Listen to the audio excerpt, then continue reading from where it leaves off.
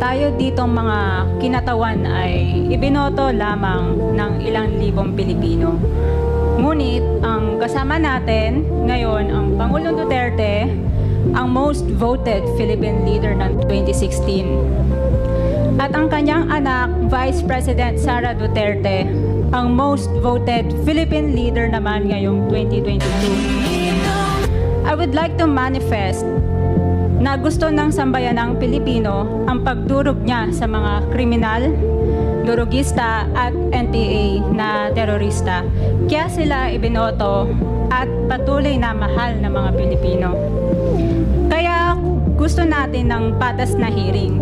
Sana sinama natin dito ang libo-libong mga magulang na ang mga anak ay biniktima ng mga durugista. Ang mga ordinaryong Pilipino